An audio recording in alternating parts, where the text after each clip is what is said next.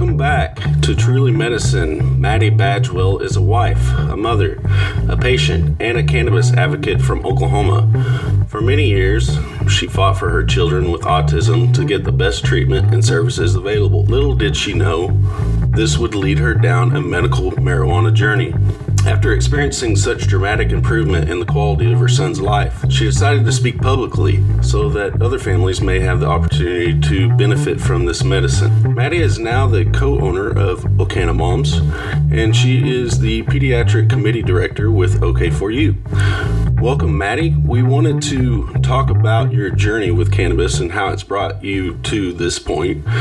You mentioned your 2 children. Do you mind telling us a little bit about that? Yeah, absolutely. So I have 2 children, a boy and a girl. My son is 12. My daughter is 11. They're very close in age, but it's 13 months apart. I made it to that 13 with them. And they both have autism, but they are on different levels of the spectrum. So my son is more severe. He is considered to be nonverbal. He needs help with all of his daily, living skills and everything. He's not toilet trained. And so he needs a lot of assistance. And then my daughter, she's not high functioning. She's like mid to moderate. So she is able to communicate. She just has a lot of, they call it like echolia. It's where they repeat phrases from movies and different people and things like that. So she kind of runs on a loop a little bit, but she's starting to come more and more out of that. So, but she is fully potty trained. She does a lot of her things on her own. Hers is a lot more just social interactions and things like that. Okay.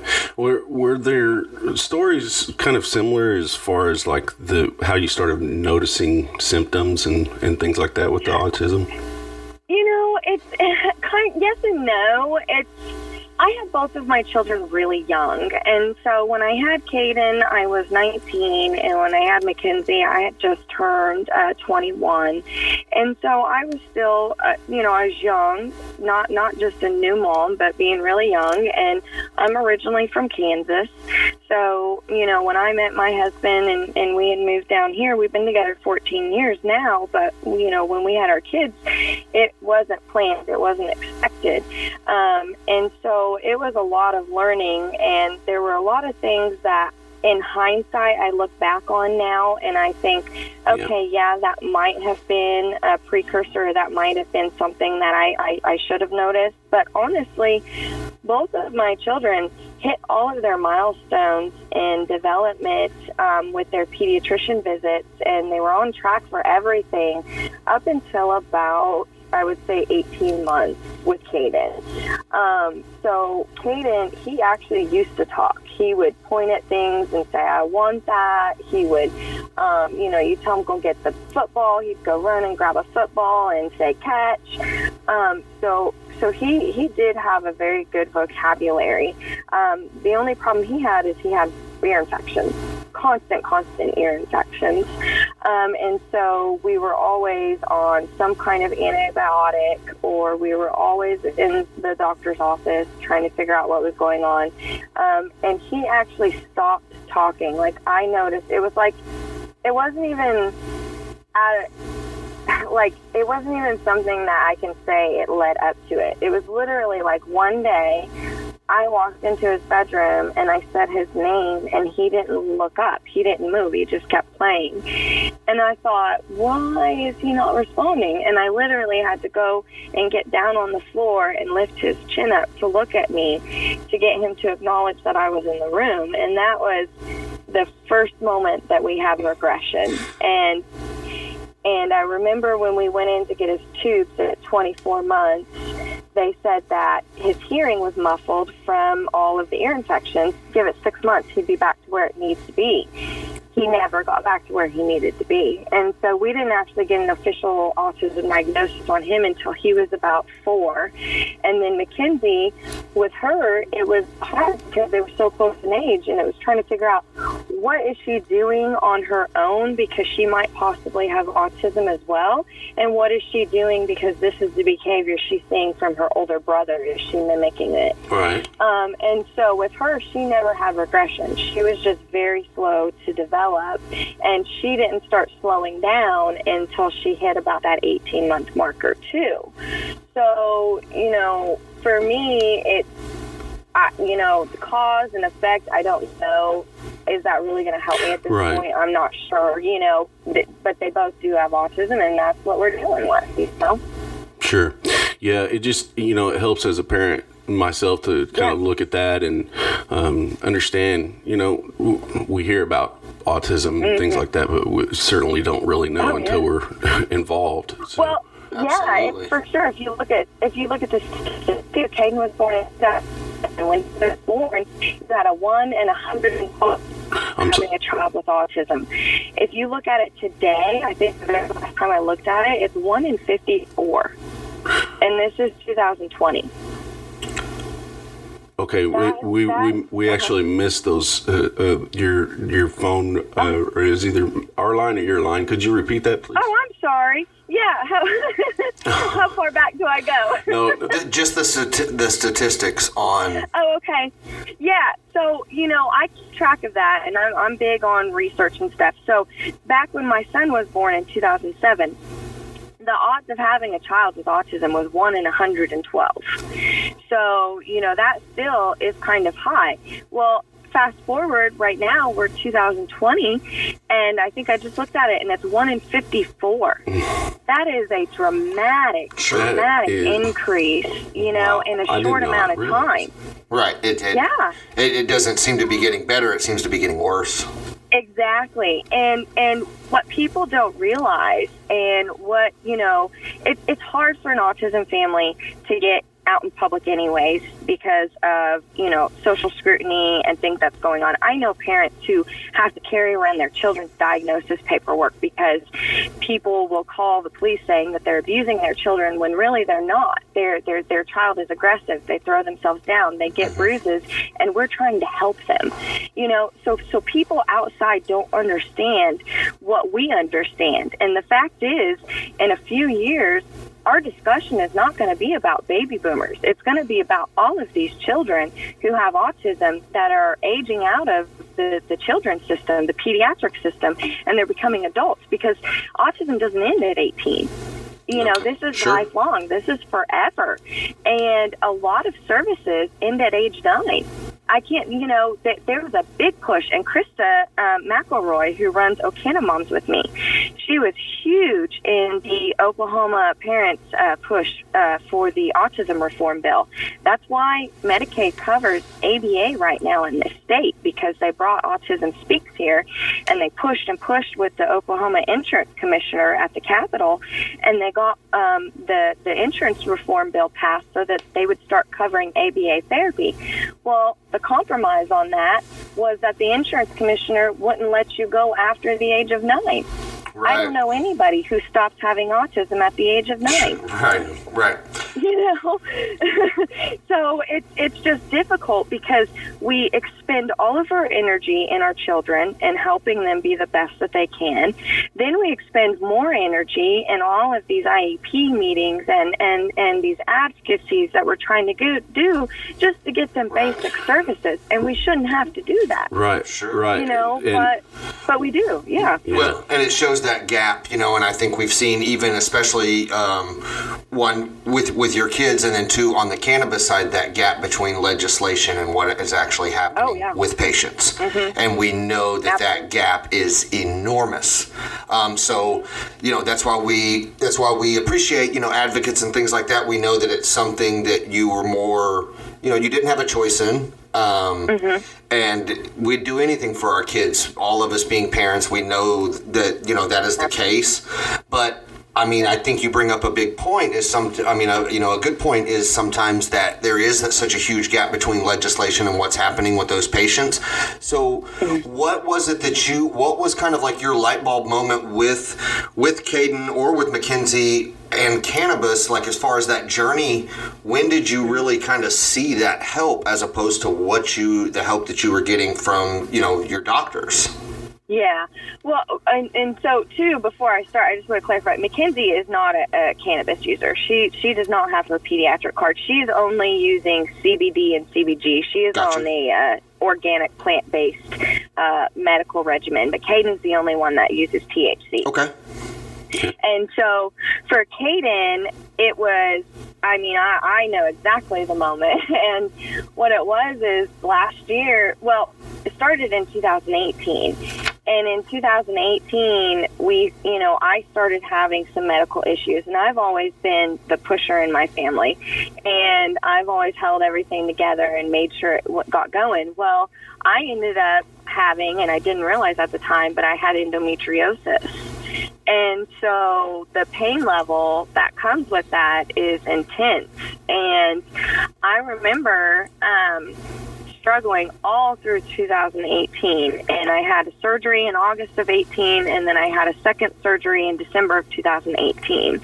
And it was just laying in bed and having so much pain that I had to let my child literally destroy my house because the only energy I had was to get up and change his diaper.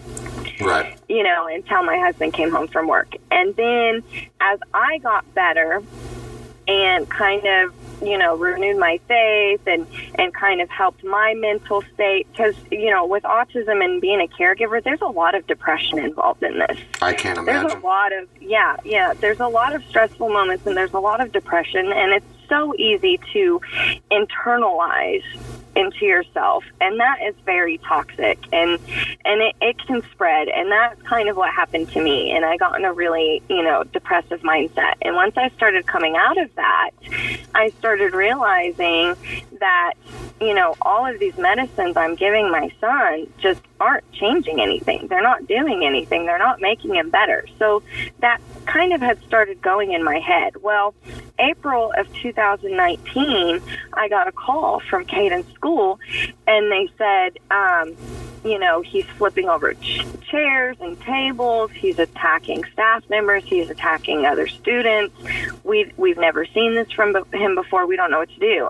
I'd never seen that from him before. He had always been one to throw himself down or throw his head into a wall or bite himself, and that's hard enough. But when it started going towards other people, that's when you're like, oh my God, what is happening here? We've really got to do something here, right? Yes. So I went and picked him up. I went and grabbed some McDonald's, and I went home, and I thought, he'll calm down in a little bit, just like he normally does. I just need to give him his space and get him home, and we'll be good. And we weren't good. Right. It was literally 3 hours of him just running through my house, and everything that wasn't attached to the wall got thrown or broken. I mean, it was manic, just absolutely manic. And I remember it was the first time ever that I had called COPES. And COPES is there for, it's kind of like the mental health crisis line, where if you or somebody is having problems, you can call COPES, and they're going to help you find out where to go and what to do, right? Right. So I started calling COPES, and what I found out calling COPES was that because my child is a minor, he's under 18, and because he's nonverbal, he's considered, in our state, low IQ. Now, I want to stress that my child is not low IQ. Just because he is nonverbal does not mean he has a low IQ. This child is highly intelligent, Sure. More than I even give him credit for. Right. And so, but because he can't talk and he can't express himself, that limits where he can go, apparently. And so what I found out is that there are only 3 facilities in our entire state that will take a child like mine who is nonverbal, quote unquote, low IQ, to help stabilize them. And every single one of them was full. I can and imagine. To me, yeah. to me, that's a shocker. That's like, that to me, that was like eye-opening. I had never heard about this before, because it's like, how many kids are in that in those institutions, you know? Sure. And you know, are you really going to treat my child and help me out, or are you just going to medicate him for a couple weeks and then send him home? Yeah. Right. Exactly. You know, am I going to be better off? And so we called our psychiatrist at the time, and she said, go to St. Francis. They have a children's hospital. They're equipped for this. Okay. So I went to St. Francis, and, you know, you can imagine, I'm bawling. I've never dealt with this before, and they were great. The staff member was great. But what floored me was how nonchalant they were. How they were, this is the first time that my child, who is, he was 11 at the time, my child, who's never had to be institutionalized before, I've never had to go through this, and you guys are acting like you have kids in here all the time in this same situation, because there's nowhere else for them to go. Yeah. And so their solution while we were there, and they kept us, I say it was a 24-hour hold, it was a 23-hour hold, because if they had kept him for 24 hours, they would have had to find somewhere for him to go. But they released us right before the 24 was up. That's how these things work in not just the state, but in our country. Sure. When we're dealing with mental health. Yeah, right. Again, that gap between legislation and healthcare. Yes. Right. Absolutely. And so their solution was to give him Risperdal. That literally, when you're dealing with autism at the level that my son has and the level of aggression that he has, the only thing that they do is sedate him. They don't treat the autism. They don't help the situation get better. All they do is sedate them, and that is what Risperdal is. It's a heavy, heavy antipsychotic medication. And so that was my only option, and that is what we started him on. Yes, 788 was already passed at this point, and I could have got him on it, but at the same time, too, there were no parents out there with pediatric children saying, hey, we use cannabis. You know? And honestly, you didn't have guidance from really even the healthcare industry. The doctors. Oh, I asked Dr. 88 passed. I did go to all of our doctors, and I have a great relationship with our doctors. I've always been open with all of our struggles. I've always been open with what's working, what's not working, and built really strong, good relationships with the medical community around me. And when 788 passed, I went to every single one, and I asked them, I said, what about cannabis? What about medical marijuana? What about trying this? And every single one of them, they weren't rude about it, and they weren't nasty towards me, but every single one of them said, I'm just not comfortable with that because there's not been enough research, and I don't know enough about it to say, yes, you should do that. And so for me, Oh, no, go ahead. Okay, so for me, it was just like I trusted these people. I knew these people, you know, and I didn't have anybody to say, here's an example of it working, you know. Right. And honestly, I didn't even know where to go to get a card. Nobody even talked about it or said, hey, I do pediatrics or this or that, you know. Sure. And so at that point, when we put him on Risperdal, I knew it was available, but I still hadn't fully committed to it yet. Like my wheels were turning, but it wasn't set in stone for me yet. Well, and in your defense, so, I don't think I think lack of guidance, sometimes you were kind of swaying in the wind. And so, there wasn't, like you said, a medical professional or someone who dealt with pediatrics or even autism and cannabis or any of that kind of stuff. I can understand where you were coming from, not really being in your wheelhouse of thoughts. Yeah. Well, most of it, too, when you hear about pediatrics and cannabis, it's seizures, epilepsy. Mm-hmm. 9 times out of 10. And not a whole lot of, yes. So, but when we started the Risperdal, I knew what kind of medication that was. It's a terrible medication when a possible side effect is that your male child might develop breasts. Right. That's an extreme side effect. But we're dealing with extreme behavior. So, when you're weighing that scale as a parent, I will never judge anybody for using pharmaceuticals because you don't know what to do, and if that's your only option, you don't want to lose your children either, you know. Sure. And so when we started the Risperdal, I knew it was going to be rough, and what ensued was just 3 months of just absolute depression and crying all the time because he didn't want to take the medicine. So not only was I having to chase him down and wait him out 2 hours sometimes at a time to get him to take this medicine willingly, I watched him gain just pound after pound after pound because it does increase your appetite. So he was either in a full rage or passed out asleep or eating. Those were his only 3 moods on that medication. He stopped going outside. He stopped playing. The few little good behaviors that we had from him were gone. And it was like watching your child change again. Like, sure. You've already gone through regression once with autism. Now you're watching it happen again, and you don't know what to do. And I remember one day... It's just a terrible thing to imagine. Yes, yes. And I remember one day looking at him, and he had gained so much weight that the folds on the sides of him just were folding over. He had rolls rolling over, and I looked at my husband and I was crying and I said, what are we going to do when he develops diabetes? Right. Can you hold him down to get blood every day? I can't do that, And so finally I just said, I'm going to do it. When you get paid next week, I'm going to get him his card.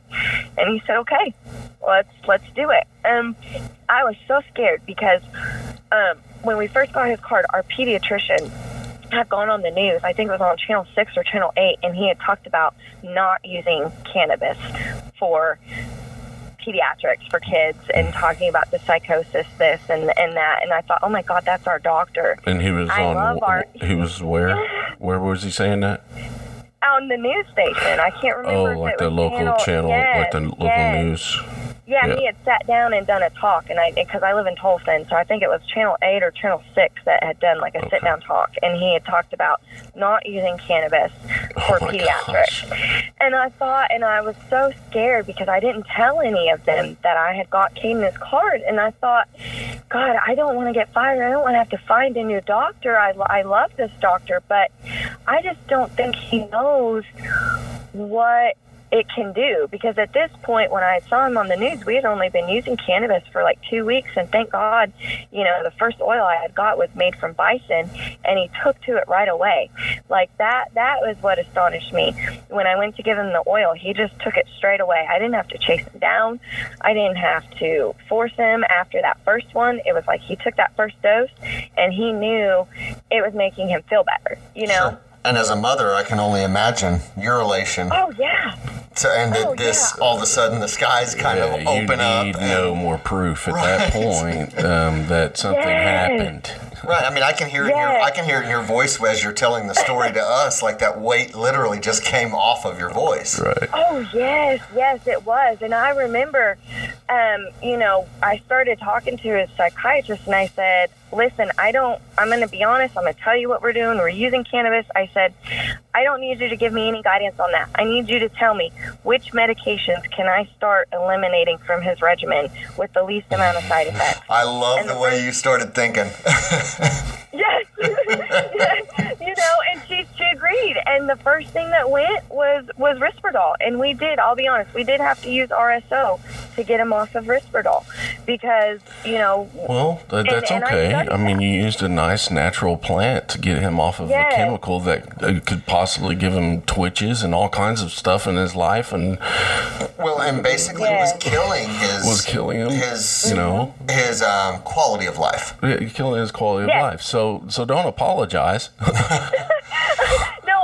I know, but I know some people, they feel like RSO is too it's too heavy. high or too heavy for children, but a lot of that is because you don't live with the level of aggression that we do. Right. Kids with autism are completely different than neurotypical children. Everything affects them differently. And I fully believe that there is a deficiency in their endocannabinoid system because I have just immersed myself, and that's what I like to do. I like to read as much as I can read from all sorts I of can tell by the type of mom that you are that this conversation was coming. So that's awesome. Yes. And so, and I knew, like, I started posting, like, after the first month in private groups. I was in all these female-led Flower Power, different private groups where I would post, and I felt comfortable saying, my child uses cannabis. And seeing the reactions and seeing the comments and hearing what people were saying, I was like, you know what? I feel selfish not talking about this publicly. Right. How can I see such a change in my child and keep it to yourself and go through this? Yes, and keep it to myself. That's not fair. And so, you know, I went out and I started talking, and I spoke at a couple of the Women in Weed events. And then I just kind of went from there, and I just started pushing myself in all these groups and everywhere that I could, because I wanted people to see that if you're considering this for your child, like you can look at cannabis. That was my whole goal, was you can look at cannabis as a first choice medication, not a last resort like I did. Thank you. Exactly. Yeah. You know, that's something that we talk about a lot. You know, James and I just sometimes in personal conversations, to me, it's so counterintuitive not to start with something natural. Yeah, so, and I think as a society, and I think as healthcare professionals on both sides of the coin, I think we've lost like our roots, our ability to stay in touch with nature. Absolutely. And I think our medicine is that way. I think our lives are that way when it comes to just electronics and things like that. But that's neither here nor there. But I agree. I think to me the natural place to start would be something with the fewest side effects and that takes the least amount to process. Yeah, absolutely. I still have an issue understanding how we're okay. I mean, I know that it's a simple question and it's out there, and it's like debating abortion or something, but it's like, why are we okay with continuing to put things inside of our body that we think that give us these Band-Aids that cause all these other bad things that we have to take for Band-Aids and so on. And so, you know what I mean? Why are we okay with this? Sure. On every level. Absolutely. And the way I look at it is, you know, our pharmaceuticals are our new way of medication. They're not treating the actual deficiency. They're causes. Not treating the disease. They symptom block. They're treating the symptoms. Right. They symptom block. That's all they do. Yes. And if you look at, you know, back when cannabis was in prohibition, what was it, like 1940 or 43 is when they did the prohibition? 37? Before then, 30, okay, yes. Before then, before that had happened, farmers were feeding their cows, dairy cows, look at them. They were feeding them hemp. I've made this same argument. I already know where you're going. Go ahead. So the CBDs, all the cannabinoids that are in the hemp are being eaten by that cow, and it's going into their milk, and we are drinking their milk. So we did not have cannabinoids or endocannabinoid deficiencies because we were getting it from our food without even knowing it. Absolutely. Now, when you take that, now you take that out of the food. I think 40 or 43 is in my mind, because that's when the federal government told dairy farmers to quit feeding their livestock hemp. That's when they told them to stop doing that. Right. Now, if you look at when they stopped doing that, and you look at when they started injecting our milk with hormones instead, you can see every disease, every disability, especially autism, increasing from that point in time. Cancers, autisms. I mean, the timeline literally starts. It's weird. I mean, it's not weird when you've researched cannabis, but it's literally it's in that same timeline that all of these things started doubling in diagnosis. Come on now. We've got a lot of good, cheap cows now, though. Right. You know, that's the point. And a lot of milk. Right. Well, but you know? I agree that is something that used to literally, hemp and cannabis and things like that, and its byproducts used to surround us. And now it does not. Right. And it is one of those. It's not even. I agree. It's a fact. Sure. Well, and it's not even that. It touches back on something that Mattie said earlier, that Sometimes what I love about cannabis more than anything is when you're trying to treat one thing and the derivative and the byproduct of cannabis actually made 7 things better. Yeah. You know what I mean? Absolutely. It's inflammation, body feel. I'm not as achy in the mornings, and it's like, man, I was trying to fix my headaches. Yeah. Like, and instead of seeing those side effects that you see from modern pharmaceuticals that are literally causing me to take more pharmaceuticals, this is something that's the byproduct of it is helping things that I wasn't even intending to help. Right. And see, and what's crazy is you're not going to learn this, you're not going to know this unless you make a point to look it up, to research it yourself. We're not being taught this for a reason. Or experience it yourself, really. I mean... Yeah, and you know, if you took the time to look into it and hear what we're saying and actually look into it more, you would see we didn't come to these conclusions because we like to smoke pot. Right. We came to these conclusions because we understand that this is a natural plant that should be in our bodies. Right. I don't think that you know, I think it's something maybe all girls do, but I don't see you as a 15-year-old kid thinking about your wedding day one day and having kids and rolling up a joint for your son. Oh, no. That was not your intention. No. You didn't go there willfully, but see, and to me, though, this is where it gets criminal to me. Because, and I mean, I know I was making a joke, but I know Mattie had to go through what she went through, and she'd do it again because she loves her kids. She's a great mom. Sure. But what I hate is a mother that's having a kid tomorrow, and to me, it's unacceptable if they ever have to go through what Mattie went through. Yeah. And to me, there's not an excuse in the world that makes it okay to me. Absolutely, and that is exactly why we started our OKanna Moms page, because we want people to have somebody to go to. You know, I don't claim to be an expert. I don't know everything, and there's plenty of times where somebody asks me a question, I'm like, you know what? I don't know the answer to that, but I'm going to ask around, and when I figure it out, I will tell you, or I will get you in contact with somebody that does, because that, to me, is what we need to get more people to come around, to understand their medicine. There's so many people that will use cannabis and they will say it didn't work. Like if you look at CBD, there's a lot of people in the autism community who say, we tried CBD with our child. It didn't work. I honestly feel like it doesn't work because they're not just lacking a CBD cannabinoid. They're lacking CBG. They're lacking THC. Whole plant medicine. All of it. Yeah, all of it works together. They're also trying it for 2 days and thinking it's magic. Sure. Exactly. And that's what I try to explain to people. And that's why I'm so real and raw on our OKanna Moms page, is because I want people to understand my child still has autism. We still have bad days. Right. We still have days where I end up in the shower crying. It just happens. We're human. know? Well, and you're a parent. I mean, crying in the shower comes with that. I mean, you know what I mean? Every parent's going to do that. Absolutely. And sometimes it's very, very therapeutic. Right. And it feels really good. Yeah, I'll be honest. I break things every now and then, and that's very therapeutic. I understand why my son breaks stuff. Absolutely. You know, when you're angry and you're so frustrated, you just have to get it out. And that's okay to talk about, and that's okay to joke about, because you know what? Right now, we're having more good days than bad days. That's awesome. And for someone who has autism or doesn't or anything, isn't that really what we're all doing? Right. It's just trying at the end of this is just try to have more good days than bad.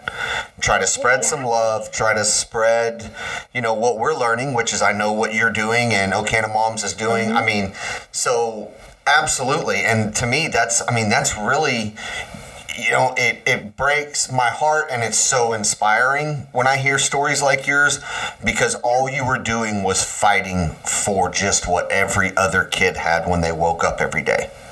Yeah, and what every other parent wants their kid to have. Right. Yeah. No one is, like I said, again, dying to give their kid cannabis to be, have fun. Right. To be able to be a child.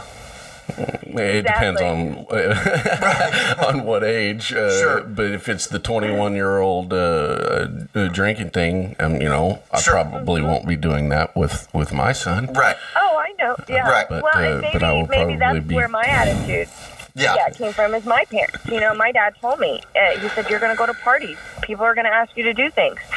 I'm asking you right now, if you do anything, smoke pot. Don't drink. That's what my dad told me at 14, and that's what I did. And you know what? I don't ever have a night where I went out and I don't remember what happened. Yeah. Sure. I was never taken advantage of at a party. It's wise words from a wise parent. Right. Well, and I mean, I want to, because we've always touched on derivatives of cannabis, whether they be physical, mental, or things like that. I mean, I know without even, you telling me previously, Mattie, that, I mean, I can tell what this did for your family. I can tell what this plant and the closeness that it brought, and you guys having to do this journey together. I understand like what a journey together can do to a family. And so again, it's another one of those derivatives that, it's not even a physical thing that you guys are also getting from this plant. Oh, it's being a closer family. Yeah. And you probably have new friends, really close friends now too, right? Oh, I can tell you, and honestly, the cannabis community in Oklahoma has been so amazing. It's pretty outstanding. Extremely proud to be a part of it. Yep. I mean, honestly, everything I've learned from somebody else. Somebody took the time to talk to me, to share with me. That's so awesome. Mattie, you said earlier that you said that you weren't an expert, and you were very firm about that. We've said it before too, but I love how the cannabis community literally is like this group of non-professionals trying to get answers and scrapping. We're a scrappy bunch. No. You can't tell us no. We're gonna go do it. We're gonna find the answers. And I love that about the Oklahoma cannabis community. How many people are on the verge of losing their life? And then this plant brings it back. Like, would you not fight for that life? No. I think about that all the time. Almost, every day. Daily. Multiple times a day, where it's like, no one can ever tell me any different. Ever. Mm-hmm. Right. I am a firm believer, and it's because of personal experiences and because of experiences that I hear from people like you. And there's just no changing my mind. Right. Like I said, we're a scrappy bunch. You're going to have a hard time changing our minds. Well, but like James said, and like Mattie, your story tells us is because we do it for ourselves and we do it for the people we love. Exactly. And you get a different kind of health care when it comes from a place that's rooted like in love and rooted in community. These are your neighbors that you're helping. These are your neighbors that you're losing, or your neighbors that you're saving, or whatever the case may be. But I promise you, like you said, it's a special place to be in Oklahoma's cannabis community. Absolutely. And I'm glad that you said that, because I want to echo that. I mean, I love it. So when you guys were doing like your research, and I know you probably did a ton of it with Caden, were there, I know that you said the CBG, were there any specific terpenes? Were there any specific strains that you guys you can share here today with other moms, that really sung to you guys or to Caden? Yeah. Well, I'll be totally honest. We did hit rough patches beginning of this year. Caden had to have an outpatient procedure, and without my permission, the hospital gave him a shot of ketamine. And so he went through a whole reset. We had to redo everything, and it just threw us through a loop. And I will tell you, I have never seen any results like I have with this new formula that we've been using with the CBD and the CBG. Mm-hmm. Something about that combo, and we do get our product from TrueMedX, and it's called Focus, but there is something about, I don't know what it is. I don't know if it's the formulation. It's like, you would have to talk to the scientists behind it. All I know is it works. Well, what about again, remind me, how old is he again? He's 12. 12. And so throughout the day, kind of your dosages throughout the day, do you mind walking us through that? So what we're doing now, So what we're doing now is when he wakes up in the morning, we're doing 3 mils of the CBD CBG Focus tincture mix, and I believe that is a 5-to-1. So each mill has, I want to say, 20 milligrams of CBD and 4 milligrams of CBG. And so he's getting 3 doses of that in the morning. And then he will literally go, he does therapy. He's still on restricted hours. He's supposed to have 25 hours of therapy a week, but COVID has cut him down, and he's only been doing about 17. So he goes to his therapy. He comes home. Usually I don't have to give him anything else until bedtime. Now, sometimes during the day he gets a little agitated. I always try to give him something with CBD first before I do a THC tink. Right. Because sometimes he doesn't need that THC. He just needs a little bit to calm him down. Sure. And CBD is great for helping them calm down. And so I'll use a different tincture that I have for him from the same company called Relax. And I'll give him 1 mil of that and just kind of wait him out and see. And usually he does really good. Now, our hard problem is sleep. For any parent with a child with autism, they'll tell you sleep is so hard. These kids can run on nothing. Absolutely. And so we are trying to figure out sleep. I do use a little bit of RSO every night for sleep. So I like Terpenetics RSO. There's a couple brands that we've tried here and there that were all right. I avoid pining with Caden. Now, I always tell every parent when you're going into this, get the lab reports when you're getting products and keep track of that so you can make them a terpene profile, because it's not going to be the same for every kid. Right. Caden has really bad allergies. So high pinene, which pinene is in a lot of flower. Sure. A lot of the strains. Mm-hmm. But high pinene, when it's over that 1%, if it's like in the top 3 tier of terpenes, it's not going to work for Caden because high pinene gives him a headache. Mm-hmm. So I avoid that. Now, Blue Dream has been a great strain, and it seems to have been really good. I've gotten it from 2 different growers in the state, mm-hmm. and both of them worked really good. But right now, I'm just using the Terpenetic RSO at night, and what I'll do is I will warm up. I'll take 2 mils of the Rest and Relax CBD, and then I will warm that up for about 10 seconds in the microwave, and then I mix in a tiny, like half a grain of rice size dose of RSO in it, and I'll mix that together and give that to him, and usually he'll be asleep within an hour or 2. Sure. Sometimes it doesn't always work, and that's the thing is you can give too much THC. You don't want your kid being high as a kite, honestly. Right. I mean, you want to be careful with that. So you always want to have CBD on you so that if you ever feel like you did give them too much THC, you can give them that CBD to bring them back down. Sure.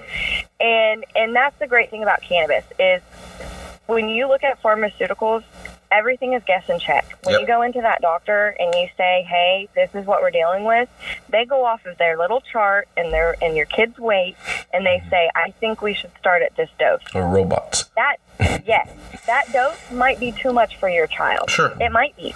But the difference is, if you give them too much pharmaceuticals, you're going to end up in the hospital. Buy the ticket, take the ride. Your child's going to OD. Right. Yes. If you give them too much THC, your child is probably going to say, I feel funny, and go to sleep. Right. I think there's kind of a joke. I say a joke, but what is an overdose on cannabis called? A good night's sleep. Right. Right. But exactly. with your children, Sure. That's why, I prefaced it. Right. And managing anything that you're putting into your body is very, very advisable. Sure. No matter how old you are. So, it's definitely good of you as a mother to do that. Well, and I try to tell everybody that's going to treat their kids, like you're becoming your own doctor for your kids. Like you're not going to the doctor anymore to say, hey, these are the problems I'm having, and let them keep a medical chart for you. You're keeping your own medical chart. And you kind of have to do that and until you get it down, until you get comfortable with it. I don't chart everything now, but when I first started making his tinctures and everything, I wrote everything down. Right. Sure. It's the closest thing that you're going to have to a true patient journal is the one that you're making. Yes, absolutely. And you had Mattie, you had touched on, and just something to kind of throw in there before I forget it. I know that you'd use a lot of those comboed tinctures. You might try to see if you can find one. I have a lot of pediatrics that come into our shop, and a lot of them get a lot of really good use out of CBN. See, and I've heard about that, and I tried CBN in one tincture, and that's the thing. There's some kids like everyone's ADHD different, and ADHD and autism and like that. When you have a lot of hyperactivity, sure, they seem to be opposite, and so CBN kind of hypes them up more than like a sativa strain would calm them down. Caden is not as opposite. Now, I think if I found the right CBN combo, it would probably work for him. Sure. But that's the thing. That's what I'm running into is it's hard to find CBN by itself to where I could kind of add it in and see what dose he'll be at. Right. You don't, it doesn't, they don't have a high enough yield for that isolation. To where, Yes. But it's coming because we're talking about that's what I'm waiting for. Which makes me excited. There's so many awesome things coming out on the Oklahoma cannabis market that I have been so excited for.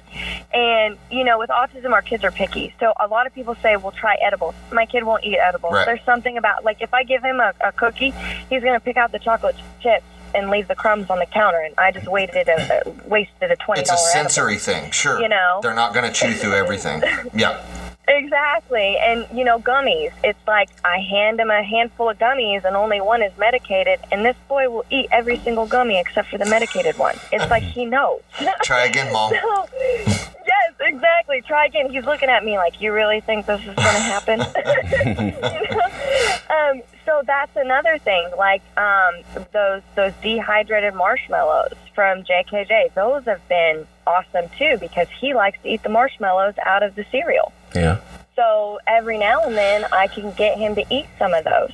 So, you know, it's trying to find out, it's trying to find a good balance between your pocketbook and what is going to work for your kid, and not being scared to make a little bit of your own medicine, you know, to save on that and to try some different things. Right. I think the important thing for people to remember too, especially, you know, parents out there that have a lot of questions, they're, you know, we're throwing around all these different acronyms and things like that you may not understand and I don't understand. But there are so many educational materials out there for you to be able to dive into this.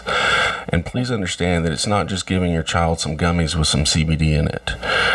There are different ways of looking at this as medicine. So you need to go in and really educate yourself.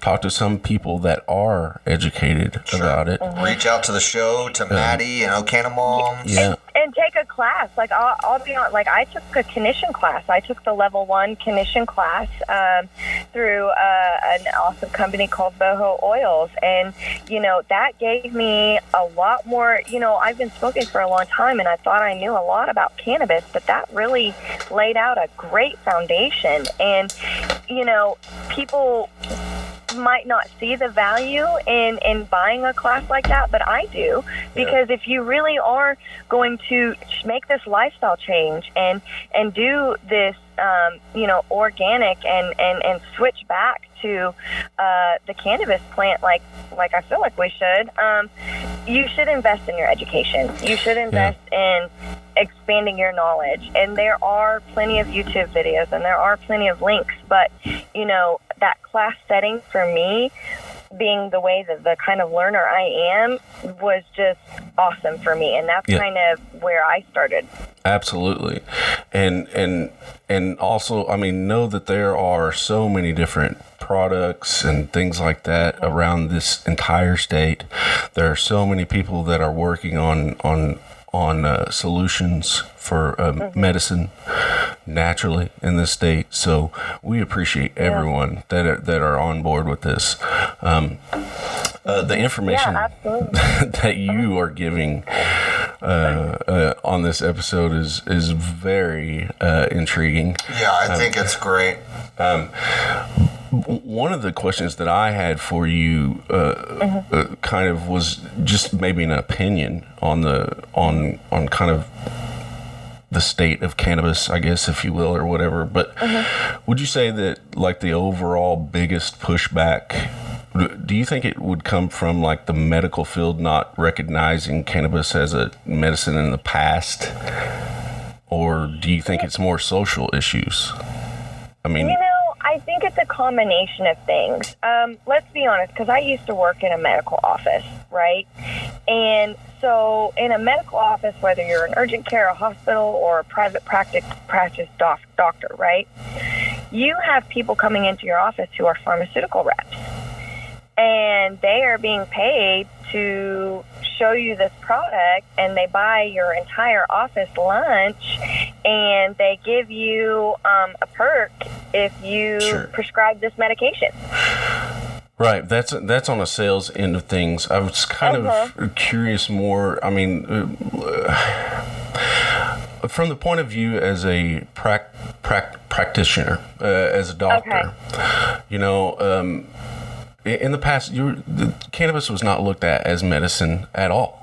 I mean, there was no literature. Yeah. There's nothing proven. I mean, it's off the chart, essentially. Do you think that is more of what needs to be worked on in this situation of where we're at the state of cannabis, or do you think it's more of a social thing on your end whenever it comes to autism and?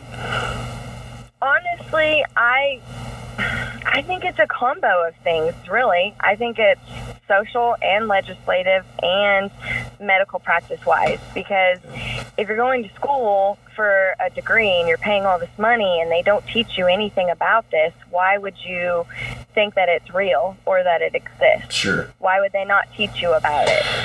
So they already are questioning what we're saying, and then there's the legislative side where the doctors are saying we need more research, but then they can't get more research because the legislatives from the social stigma are not allowing them to have research. Mm-hmm.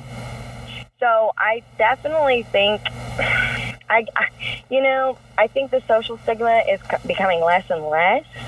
So I think it's definitely, if we can get the medical side on our side to push for more studies and more funding and more research and more backing of actual, charting how this child improved, how this person improved, how this person's cancer was healed, that type of thing. I think once we can get the medical field on our side to start pushing that, then we can start pushing the legislative and stuff. But I don't think it's one single group. I think it's going to take a joint effort from everybody.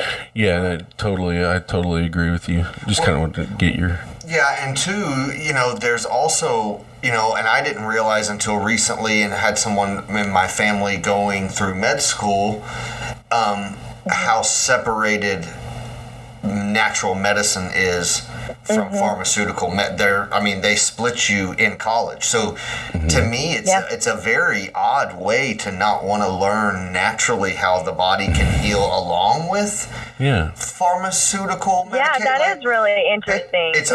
These doctors are almost set up to go one way or the other. Yeah, oh wow. I guess it's too robust. That is really interesting though, because I've never heard about that but I've never been to medical school. Sure, they kind of, like psychiatry and things like that, they fall on more of your natural medicine side. Like a naturopathic. Right, and so my thing is that even with psychiatry, or even, if you're not even talking about cannabis, if you're just talking about, let's just say, turmeric, like, why does one have to be natural? I want to be a history major. Wait, which part of history? Well, sure.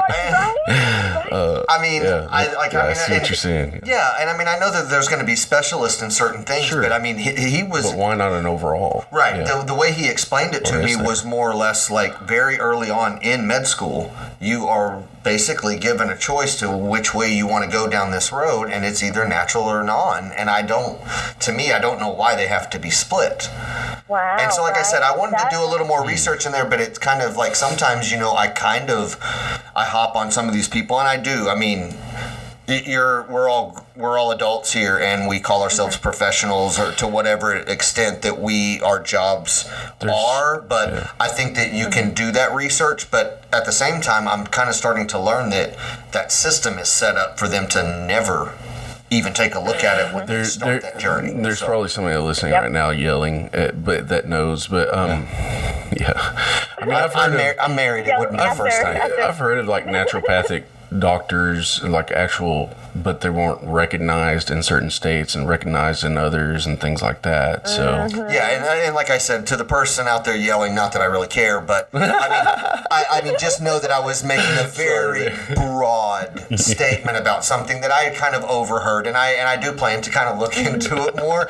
But at the same time, like I said, I'm married, and this is the first time someone's yelled at me, so it's fine. But no, I agree with you. There was probably somewhat, but I mean, I agree with you guys that it comes from, definitely different levels. But it's weird that James kind of did, bring that back up, and that's where we kind of started the show. Was I think there's anything that can be taken from the show is that gap between legislation and the patients, or even really what we heard in Maddie's case is healthcare and the patients, which that's scary. Yeah. Because that's supposed to be hand in hand. And it sounded like in your situation, in your story, Mattie, that sometimes there was a huge gap in what they really knew about Caden and what they were treating him with, and things like that. And like I said, I love that you're sharing your story, because I don't want someone to have to go through it again. And we know people are working on that gap and trying to fill it. And so we're all excited about that gap being filled. Well, yeah. And I think that's why I did join the OK for You, is because,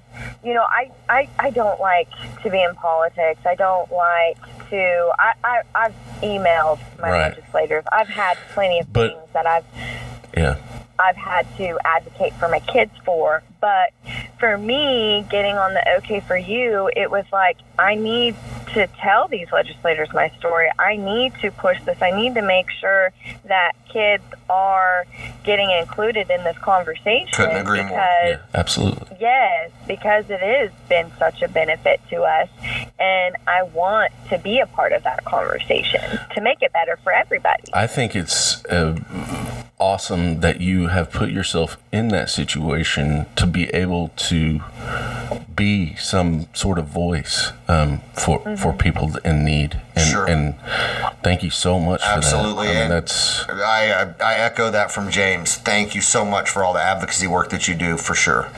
Thank you guys. I love it. And, it comes naturally, and I would be lying if I didn't say, it does.